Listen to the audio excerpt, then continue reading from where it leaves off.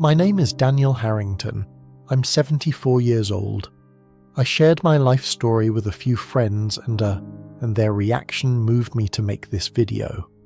I'm grateful to this channel for giving me a voice and a wider audience. But today, I need to speak about something I didn't talk about then. Something far more personal. Something that reshaped how I understand love, partnership and regret.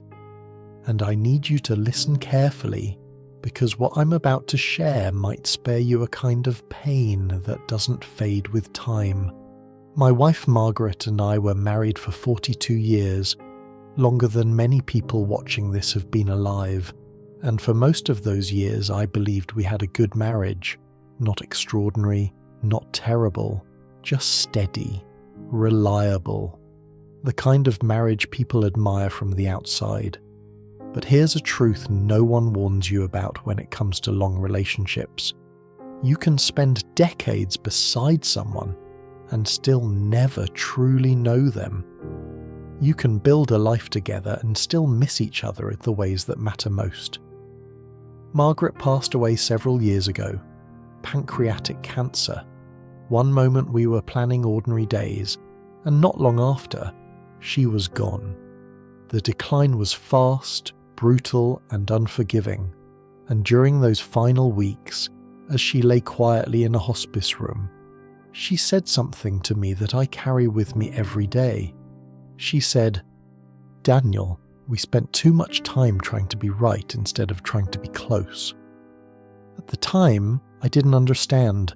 I pushed back. I told myself we'd done well. We didn't argue much. We were dependable. We built a home, raised a family, stayed loyal.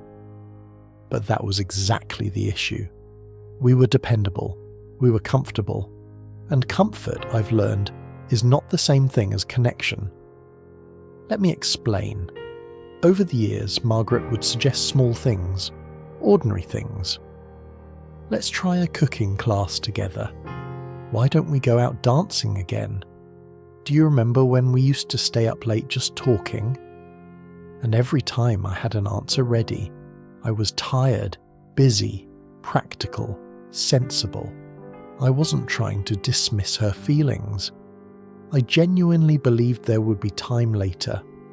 I thought the small moments were optional, that the important things were providing, staying faithful, being responsible.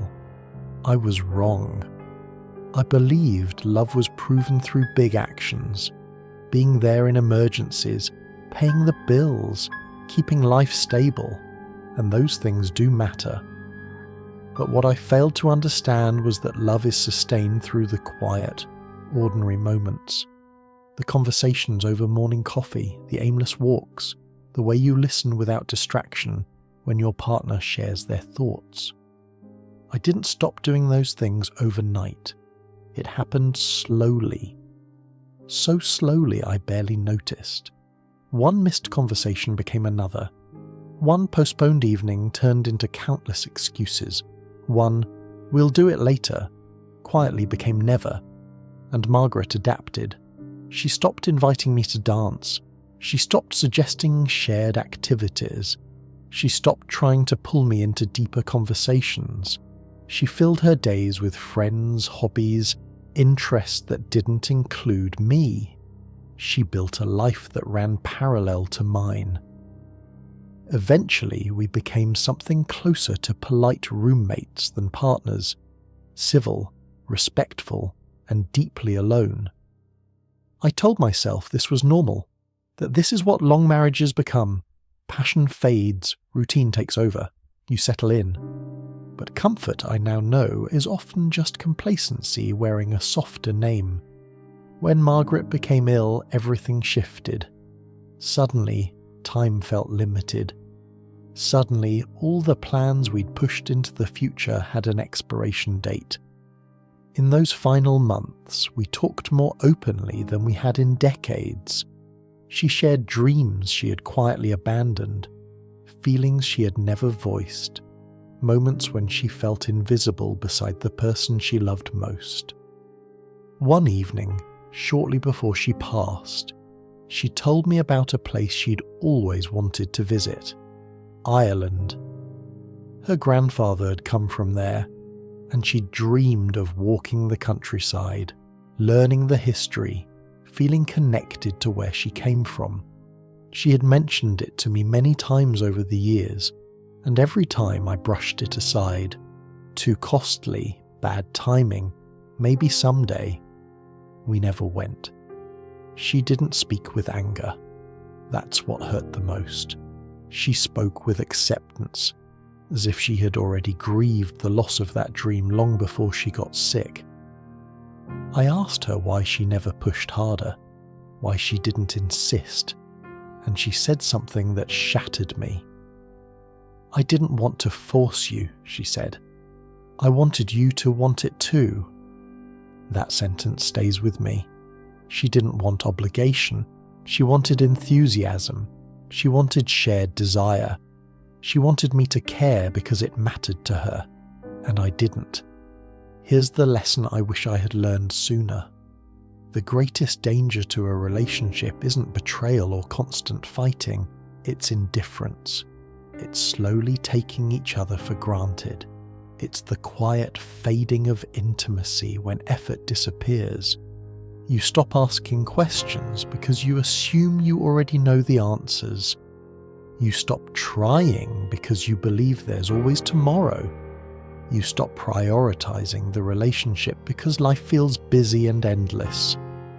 Until one day you realize you're living beside a stranger. Or worse, they're gone and you never truly knew them at all. After Margaret died, I found a journal she had kept hidden away. Reading it felt like meeting a version of her I had overlooked for years. She wrote about loneliness, about feeling unheard, about moments when I was physically present but emotionally distant, times I chose work or distraction over connection.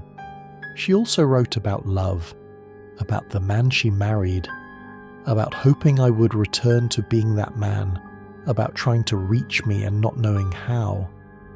I was there every day. We shared a home, a bed, a routine, and yet I might as well have been somewhere else entirely. What haunts me most is that none of it came from cruelty. I wasn't unkind. I was complacent. I confused reliability with love.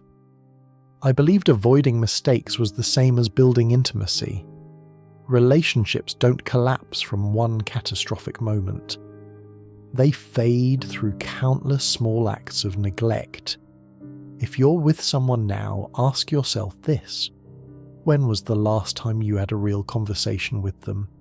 Not about schedules or responsibilities, but about dreams and fears and ideas. When was the last time you did something simply because it would make them smile? When was the last time you truly looked at them and felt grateful? If you struggle to answer, you may be heading down the same path I did. Your partner will not be there forever. One of you will be left behind. And when that day comes, there are no second chances, no postponed conversations, no delayed trips, no unspoken words. Margaret and I had over 4 decades together, and I wasted too many of those years being comfortable instead of connected, being correct instead of compassionate, being present instead of engaged. Please don't repeat my mistake. Love isn't passive. It's an action, a daily choice. It's curiosity that lasts beyond the honeymoon phase. It's effort when comfort tempts you to stop. It's listening when silence feels easier.